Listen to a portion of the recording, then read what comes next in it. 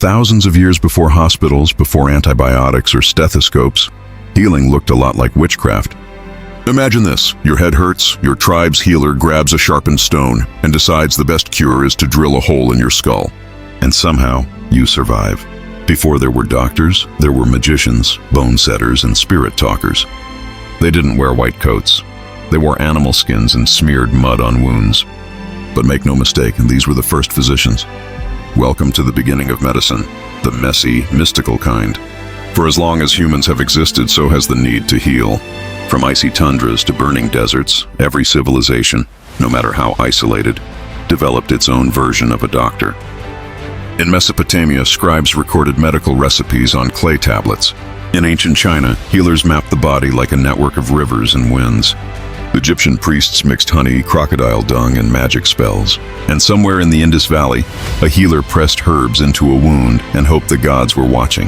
Back then, illness wasn't a biological failure. It was a spiritual insult. If you got sick, it wasn't because of germs. It was because something out there, a ghost, a curse, a god, had a score to settle. So who were these early healers? What did they know about the human body? And what horrors did they try to cure? Let's meet the world's first doctors, the shamans, the herbalists, and the bone breakers of prehistory. Long before science, healing was theater. It was part ritual, part psychology, and part desperation. In the world's earliest communities, the healer wasn't just a doctor. They were a priest, a prophet, and sometimes a performer. These were the shamans, the earliest doctors of human history. They believed sickness was caused by unseen spirits that invaded the body. So to cure it, they had to travel between worlds, slipping into trances with the help of fire, rhythm, and mind-bending plants. Picture this: you're feverish, delirious, your family gathered in a circle. The shaman begins to chant, the drum beat rising. He shakes a rattle over your body, calls out to ancestors, and suddenly collapses, claiming he's fought the spirit that caused your illness. And when you wake up the next day, your fever's gone. Coincidence? Placebo? Or ancient medicine doing its job? Archaeologists have found skulls more than 7,000 years old, with smooth, healed holes drilled into them. This was trepanation, one of humanity's first surgical procedures. Using flint or obsidian, healers cut through bone to release evil spirits trapped in the head. It sounds insane, but the patients lived. Some even had multiple holes, proof they survived long enough to need a second round. We don't know if they were curing migraines, epilepsy, or possession, but we do know this: they were experimenting with the human body millennia before anatomy had a name. Other healers turned to nature, using bark, berries, and roots as medicine. Willow bark to dull pain, poppy resin to ease suffering, honey to fight infection. These weren't random guesses. They were the first sparks of pharmacology. Nature was their pharmacy, and experience was their science. And while we might laugh at some of their cures, snake oil, animal dung, or spells whispered to the moon, the truth is, these people laid the foundation for modern medicine. They observed, tested, and remembered what worked, long before microscopes ever proved why. But something changed as humanity grew. Healing moved from caves and rituals to temples and scrolls. The age of spirits was ending, and the age of knowledge was about to begin. Around 5,000 years ago, the world's first civilizations were born, and with them came the world's first medical records. In Egypt and Mesopotamia, healing stepped out of the shadows of shamanism and into the halls of temples and palaces. These were societies obsessed with order, of the stars, of the gods, and of the human body. Disease was still divine punishment, but now it was diagnosable. The sick were cataloged, treated, and, if they were lucky, cured. The ancient Egyptians believed health flowed through the body like the Nile through its channels. Blockages, they thought, caused disease, so their doctors prescribed purges, enemas, and herbal potions to restore the flow. It sounds crude, but it's the ancestor of what we'd one day call physiology. The Ebers Papyrus, written around 1550 BCE, contained over 700 remedies, from honey and garlic for wounds to moldy bread for infections. Yeah, that's right, moldy bread. Ancient Egyptians were unknowingly applying natural antibiotics 3,000 years before Fleming discovered penicillin. Their doctors, or SQNW, trained for years, mastering anatomy from animal dissections and studying scrolls kept in temple libraries. They had specialists for eyes, stomachs, even dentistry. And while priests still prayed for divine mercy, these healers were already practicing science.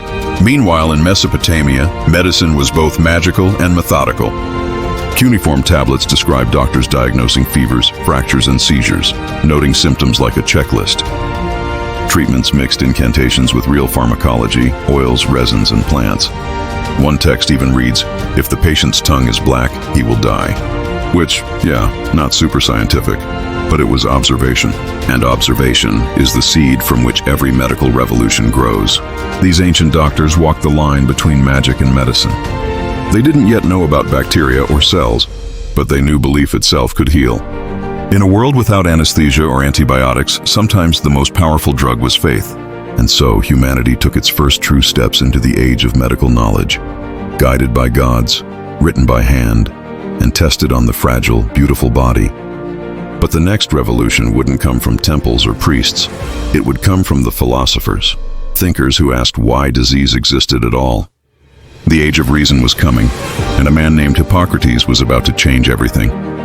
Greece, the birthplace of philosophy, democracy, and logic. By the 5th century BCE, the Greeks had a radical idea. Maybe disease wasn't a curse from the gods.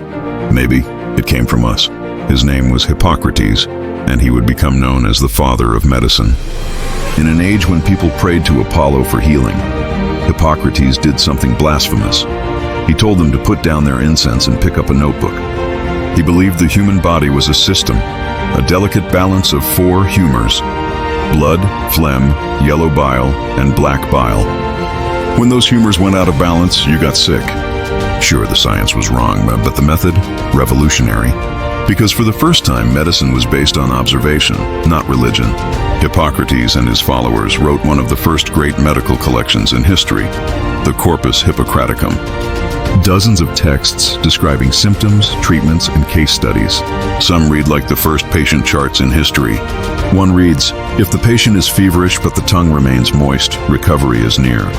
Simple, observational, and stunningly modern. Hippocrates taught that nature itself was the best physician.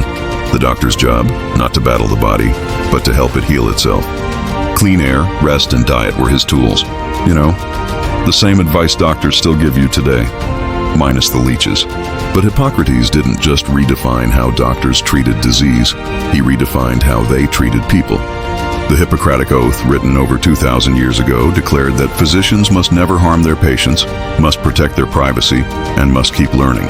It was medicine's first code of ethics, a promise that healing wasn't just a skill, it was a sacred responsibility.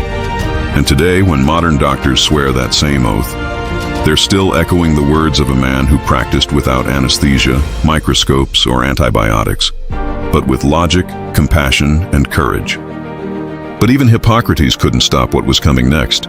Empires would rise and fall, plagues would spread faster than wisdom, and medicine, now armed with reason, would have to face its darkest trials yet.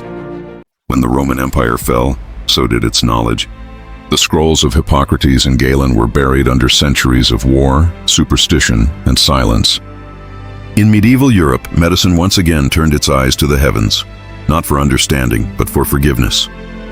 Disease was no longer a mystery of nature, it was punishment from God. And if you were sick, you didn't need a doctor, you needed a priest. Monks became the healers of the Middle Ages. Their remedies were copied from crumbling texts or inspired by faith, wine, herbs, relics, and relics of saints. Sometimes it worked, sometimes it didn't, and sometimes it made things a lot worse. Remember the 4 humors Hippocrates talked about? Medieval doctors took that idea and ran with it. They believed that sickness came from unbalanced fluids, so the cure was to remove some of them. Enter the era of bloodletting. Leeches, knives, and cups, all in the name of balance. Headache? Bleed the temples. Fever? Open a vein. Feeling weak? Perfect, means it's working. Let's just say, medieval wellness was not FDA approved, then came the plague. Between 1346 and 1353, the Black Death tore across Europe, killing up to 60% of the population. Doctors in long-beaked masks stuffed with herbs, the so-called plague doctors, roamed the streets. They didn't know about bacteria. They thought disease spread through miasma or bad air, so they waved incense and carried flowers as death swept through every alley. Yet even in this apocalypse, something extraordinary happened. The plague broke the old order. Priests died, doctors died, and when the world began to rebuild, people wanted answers, not prayers.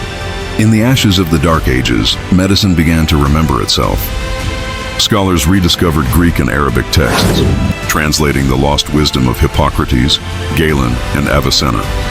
Slowly, logic returned to the body. The spirit of curiosity, that fragile flame, refused to die. And so, from ritual to reason, from plague to progress, humanity kept healing itself, one discovery at a time. Because no matter the century, no matter the superstition, we've always been trying to stop death from winning. So next time you pop an aspirin, thank a few thousand years of trial, error, and ancient weirdness. From shamans with bone drills to Greek philosophers with ink-stained hands, it's all part of one long, bloody, brilliant story. This is Sick History, where we dig up the past, poke it with a stick, and see what leaks out. If you enjoyed this trip through the world's first doctors, hit like, subscribe, and remember, the cure for ignorance is curiosity.